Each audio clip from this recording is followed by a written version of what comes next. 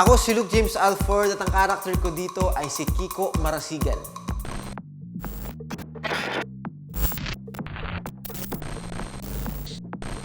Ako po si Kiko, ang bad boy biker ng Ortigas. Si Kiko Marasigan dito ay makulit, kengkoy, tapos maangas, medyo puging-pugi sa sarili. Hindi ah. Pro-forma na nga ng drip ko kanina. Tuloy akong engot ngayon. Pero ano, kayang-kaya niyang gawin yung lahat para lang sa goal niya. Tama na yung mga kung ano mga pagbebenta na yan. Wala na akong ibang gagawin o kung ano man, mga pasikat pa o ano. Sigurado ako, marami akong mabebentang sabon. Siguro similarities namin is yung makulit, tapos siguro maangas. Pero yung pinaka-same namin is goal-oriented. Pares kami ng goal na may angat yung pamilya.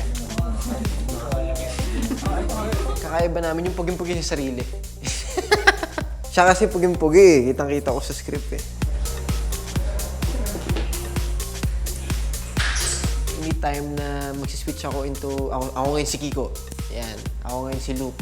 Yan. Parang ganun. Para sa camera, nakikita nila si Kiko. Saan naman kami hugot ng 20K? Hindi sa puso mo. So, hindi ko pwedeng spoil syempre. Pero yung bubog niya, yung kung anong dinadala niya, challenging yun sobra. Kasi ang bigat eh. Pero gagawin ko best ko para mapalabas yung bubog niya. Nahihirapan ka ata.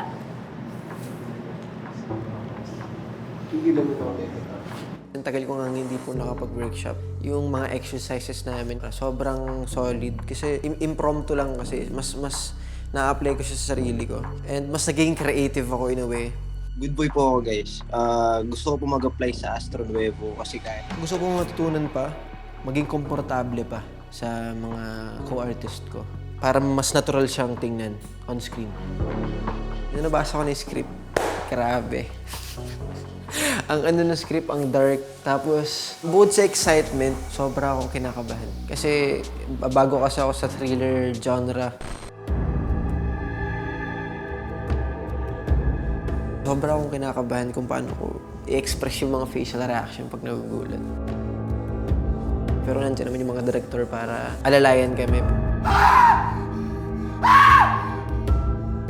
Ako po ay sobra excited, syempre.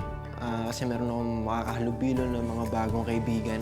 Feeling ko magiging close kami is yung same vibes, parang ganun. Yung tropa lang na madaling pakisamahan. Actually, di ko po talaga alam kung matatanggal po ako o hindi. Pero I'll just do my best. Pero sana hindi ako matanggal. Sana hindi agad kami matanggal agad. So, para mapakita namin yung aming skills. Siyempre, pagdating sa acting. And sa ibang bagay. So, yun lang naman po. Sana hindi ako matanggal. Sana lang. Pakita mo. Ganyan, no? Mga katropa, may bago na naman tayong abangan kaya huwag niyong palagpasin ang The Chosen One, ang pili serye ng bayan.